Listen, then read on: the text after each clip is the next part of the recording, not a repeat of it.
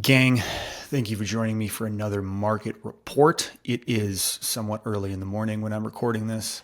Kids are still sleeping, so please excuse my quiet tones. Trying to keep it somewhat quiet here in the house, but still got the microphone, which does most of the work. I was thinking before I started recording this, these are some of my favorite videos to do, some of my favorite videos to record because it's just me and you, basically, just talking through the data and what the data mean, I think is the important thing. And I really like that. It really feels like I'm valuing simplicity more and more in my life as things go on. So let me give you an idea of what's going on in the Denver real estate market and where we might be going. So this is, if you're a home buyer or prospective home buyer, where we're at right now, late October through the end of the year, this might be your best time to buy a home over the next few years. It also might not. I don't know. It's hard to know when you're in it, what point in the cycle you're in. I'm sure in 2009, 2010, whenever the bottom of that market was, I don't know, I don't have the data on that, but whenever that bottom of that was, I'm sure there were people saying, no, wait, it's going to get worse. It's going to get worse. Prices need to come down more. And then, of course, 2011, 2012 kind of recovery started and recovered through, now in certain ways. So it's hard to say exactly where that line is, but we certainly are in some phase of, I've mentioned before the cycles on this channel, but hyper supply and definitely a shift towards favoring buyers. And with where interest rates are, which is better than where they were 3 to 4 months ago, significantly, and the opportunities that home buyers have right now, this actually is an attractive time to buy a home. It's not a great time for everybody, but nothing's everything or everyone. Because of the opportunities that are out there. There's a lot of homes on the market. You're seeing the graph right here. This is, we're seeing more homes on the market. Basically, the average daily active count, this is in the 7-county metro area, is up 15% year over year, and it was up 15% after that. And there's a reason this number is actually not higher, and I'll explain that. Because it could be, certainly could be. But the opportunities for negotiation are incredible right now for buyers. On the sell side, I'm seeing, not everybody, but many folks who bought between 2021 and 2023. If you have to sell now, because that's a fast time to sell a home. That's not typical, but it does happen. You have to sell 2, 3, 4 years. If you have to sell now, oftentimes, depending on a number of factors, but oftentimes you are selling at a lower purchase price than what you bought at. And I'm not saying you're losing money, you are, but there are costs associated with selling a home too, right? So a lot of the time, even if people have to sell quickly, they will be, trying to sell at a price that, okay, minus those costs, then we'll still break even. I don't want to lose money. Well, if you're selling at a price lower than you bought it for, yeah, you're losing money, and you're losing a significant amount of money. So this is, of course, not to doom and gloom or scare anybody, but this is a reality that's happening out there and people we're working with. By the way, Sam Newman, real estate agent, run a real estate team called the Alchemy Group. If you've watched these before, it's our goal to be your kind of go-to folks to talk to about anything concerning the real estate market here in the Denver metro. So if we can help you personally, obviously reach out. There's information in the description on how to do that. But these are real factors that are happening right now. So it's not fun. We're having a lot of not fun conversations on the sell side right now. And on the buy side, there is just a lot of opportunity. Obviously, it still has to be the right situation. The payment is still a challenge because of affordability, but it is getting a little bit better. And you just have a whole lot of opportunity for negotiation. So we're going to take a look at what's going on. By the way, the market report I have up, Megan Aller, we know her, we love her. She's the market report I use the most often here. She's back. She was gone on a leave, I think, for a month or two. And I will be honest, it was a struggle. I did my best, but it was We didn't have her reports for a little while, and I'm very happy you're back, Megan. We got to have you back on the channel too. So. Real quick, sometimes I like to look at these heat maps. A ton of information here. You can't see any of these numbers. Don't worry. I barely can either. The point is we're starting in January here on the left side and going down through December. And basically what we're looking at is a whole number of different data sets, let's say, number of different variables, but across the board here. But blue means favoring buyers more, and red means favoring sellers more. So blue buyers market, red sellers market. And this is 2020, for example. It's kind of all over the map because 2020 was a weird thing, but you're going to see a seasonal cycle here too. So if we go to, where am I? Sorry, let me do this way because it's easier. Okay, 2021. Now things get hotter, and you're seeing how it works seasonally here, right? Start of the year, much more favoring sellers. This is the spring selling season we talk about, and then going down, getting a little more buyer friendly second half of the year. But this is hot. 2021 was a hot year. Then in 2020, you get to enjoy me. Thought there was an easier way to do this, but I could be wrong. Oh man. I'll just do it the usual way. Then in 2022, wow, crazy hot, right? Going from 21 to 22, this got, nuts. This is significantly different for a number of reasons. And so you're really seeing the depths of how seasonality can play in. I mean, this was the height of the market, early 2022. And then it cooled off a lot because it wasn't just seasonality in 2022. It was also interest rates. So you had low interest rates here. They shot up around April, May. Then things really cooled off second half of the year. So that was 2022. And then this is 2023. Okay, so it's still hot. Maybe not quite. So comparing 22 to 23. All right, a little cooling off a little bit, but still hot, still very strong 2023. 2024, we're seeing a lot more yellow, which is in the middle, okay? And then 25. So there still is some, it was still a somewhat strong season in the spring. You're seeing some red up there up top. But let's look at this on the bottom here. So this is December. This is where it really cools off. You're seeing a lot of blue here. If we compare that to essentially what we have now, you're seeing all this blue on the bottom. That's, already, we're into October here, and it's already looking like December of last year, which is the slowest part of the year. So point being, we're slowing down a lot faster than we have in previous years. Okay, and so this right here is what I started with, but this is, it just shows supply. I like to track the blue line, average daily active. You can track the black line too. They do a different version of the same thing. But like I said, supply listings, active listings are up 15% year over year. The reason that's not higher, look at this, expired listings are up 38%. Year over year. New listings are down 4.5%. So basically, there are more people that want to sell their home that aren't putting their home on the market because they're reading the tea leaves. They're looking at what's happening. They're watching the news and seeing basically what I'm talking about. It's not a good environment to sell your home right now. So some people just go, okay, we're not going to sell. Who would otherwise put their home on the market? Don't put their home on the market. Fewer new listings, but not a bigger number. But then this expired number is just enormous. Huge year over year. And that's the folks that aren't selling for the price that they think they should be selling at, that they expected to sell at, that their real estate agent may have told them they could sell at.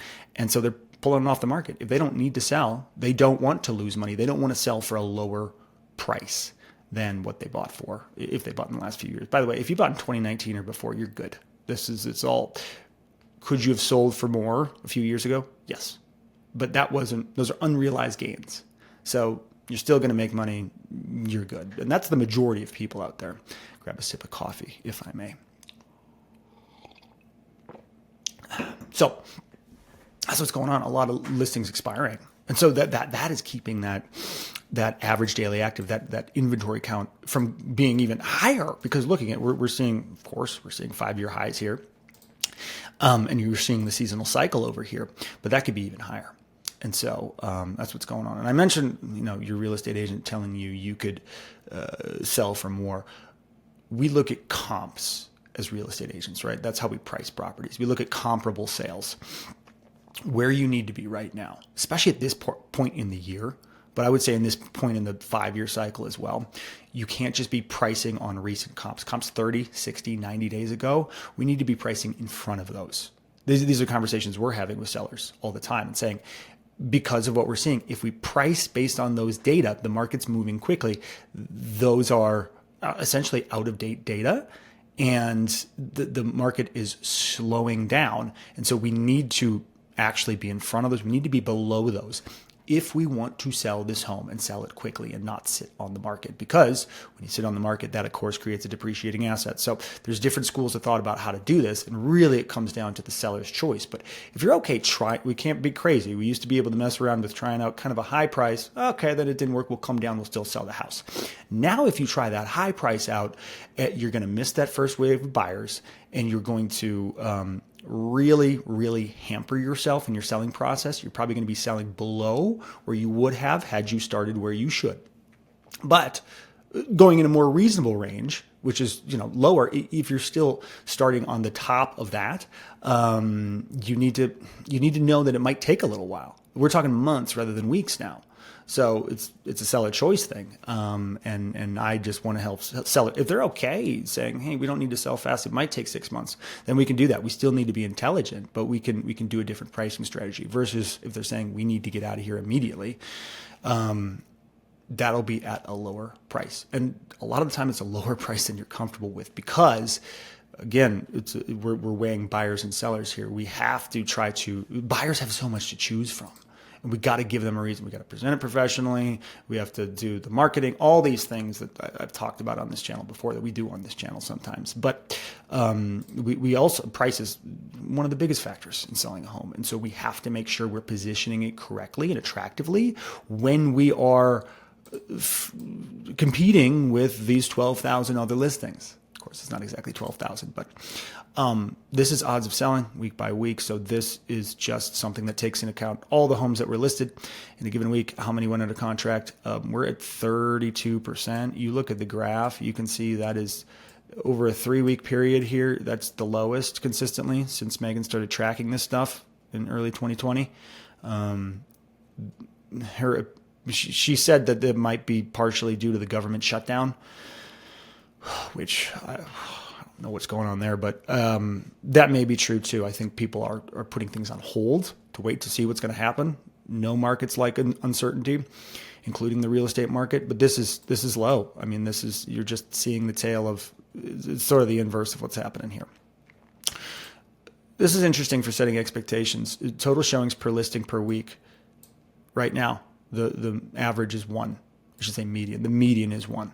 1 showing per week. So if you list your house and you're like, oh, this is awful, we're only get 1 showing per week. Well, you're right in line with the rest of the market, unfortunately. Hopefully we're beating that. Hopefully we're getting 2. We're doubling it. But I mean, this is, we were topping out above 20 when things were crazy.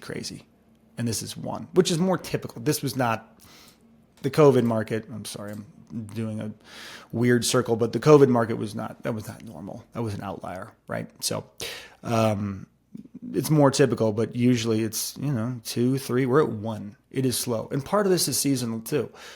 Things are going to pick up in the spring. How much they'll pick up? It's tough to say. Showings to contracts, we need about 14 right now. So if you do that math, it could take a while. Again, that's why we talked about strategy. And median days on market is 38, but average days on market are going to be even more than that. They are going to be, it's like 60, something like that. This talks about price reductions. Right now, of all the homes that went under contract, 56% had some price reduction. Okay, that's why we talk about pricing ahead of the market. You look at price reductions have been pretty prevalent since kind of that peak in 2022, since things started to come down. And then I find this interesting. It is the size of price reductions. Okay, so the more this goes down, the bigger the price reduction. So right now, the average percent of a price reduction that's being made is 6.8%. That's how much people are having to reduce their home's price to sell. So based on the average home price, it's $54,000 on average. That's a lot. That is a lot. And for most people, I can tell you out of experience, that's more than most people were planning on dropping their home price, which is why I say we got to be pricing in front of the comps, ahead of the comps. We can't be, if you miss that first wave, this number is going to be bigger than, like I said, where had you been aggressive with the price at the beginning than where you would have been. So you're usually, not always, but usually leaving money on the table. But as a buyer, if you're looking and seeing all this stuff, I mean, you're probably seeing what I'm seeing, which is a ton of opportunity. I am not one of those people that always says it's always a good time to buy, right? As real estate agents, that's what we're supposed to do, but it's not true. And I think over this year, if you followed me in 2025, I've said a lot of the time, I don't know if it's a good time to buy. Affordability is the big thing. We're looking at affordability metrics, and it's a challenge. The percentage of people's income that they're having to pay to buy a home is historically way out of whack. Interest rates are coming down. So from, they kind of hovered around 6.87% for 2.5 years. Interest rates on average, the day I'm recording this, are about 6.15. That is a significant difference. We're talking about a $600,000, $700,000, $800,000 house. That is hundreds of dollars a month that you're not paying just for a lower interest rate. We'll track those. If those come down into the fives, I think that brings more buyers off the sidelines. And I think that makes this graph look a little different.